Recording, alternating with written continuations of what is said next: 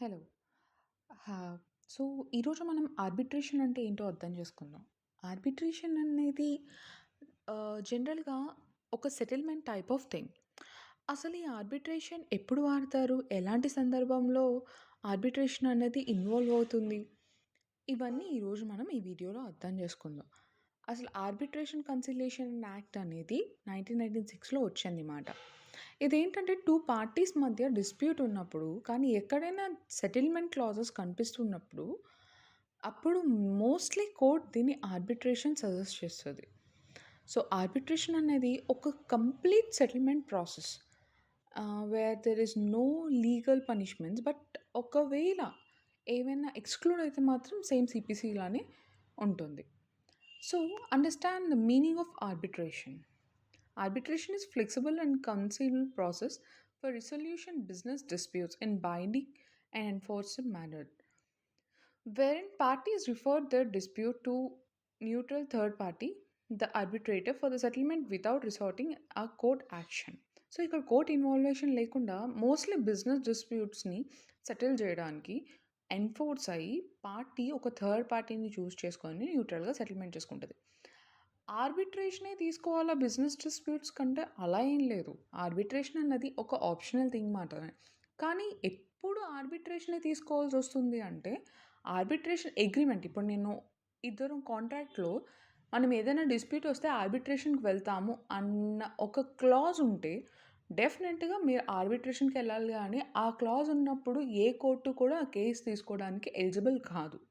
Arbitration ట్రిబ్యునల్‌కి మాత్రమే ఆ rights ఉంటాయి. సో, ఆ అగ్రీమెంట్‌ని కోర్ట్ వెళ్ళిన తర్వాత చూస్తది. అది కూడా ఫస్ట్ ఇన్‌స్టెన్స్ ఆఫ్ స్టేట్మెంట్‌లోనే. ఆ స్టేట్మెంట్‌లో ఆ వాలిడేషన్ ఉన్నప్పుడు మాత్రమే కోర్ట్ దాన్ని అగ్రీ చేస్తదన్నమాట. ఓకే. ఇది ఇక్కడ కేస్ కాదు. ఆర్బిట్రేషన్‌కి ఫార్వర్డ్ చేయాలి అని. అండ్ ఏదైతే ఆర్బిట్రేషన్ అవార్డ్ అయితే అక్కడి నుంచి వస్తుందో అదే ఎన్ఫోర్సబుల్ ఎగ్జిటెడ్ బై కోర్ట్ అవుతుంది తప్ప, ఈ మీన్‌వైల్ కోర్ట్ ఎప్పుడు ఇన్వాల్వ్ అవ్వడానికి ఉండదు. So, mostly this is a dispute something very specifically settlement కోసం మాత్రమే వెళ్ళే బైండింగ్ ప్రాసెస్ అంతా. సో, మళ్ళీ చూడండి, అదేంటంటే మీకు ఒక్క విధంగా అర్థం చేసుకోవాలంటే ఆర్బిట్రేషన్ తప్పనిసరి వెళ్ళాలన్న పొజిషన్ ఎప్పుడొస్తుందంటే, ఏదైనా అగ్రీమెంట్‌లో మనకిద్దరికి గొడవైనా ఆర్బిట్రేషన్‌కి వెళ్దామని. మోస్ట్‌లీ ఫ్యామిలీ డిస్ప్యూట్స్‌ని కూడా ఆర్బిట్రేషన్‌కి పంపుతారు. ఎందుకంటే సెటిల్మెంట్ చేసి, వాళ్ళకి అర్థం చేసి, కౌన్సెలింగ్ ఇచ్చి సంజాయించి పంపిద్దామని చెప్పినట్టు. బట్ వెరాస్ బిజినెస్ డిస్ప్యూట్స్‌లో కూడా ఏమైతదంటే, మోస్ట్‌లీ దీన్ని ఉన్న చిన్న మిస్‌అండర్‌స్టాండింగ్స్‌ని సెటిల్ చేసి, దాన్ని వైప్ ఔట్ జేయడానికే చూస్తారు. సో, ఇక్కడ కోర్ట్ ప్రాసెస్ అన్నది ఇంజంక్షన్ ఆర్డర్స్ లాగా ఇట్లా ఉంటాయి.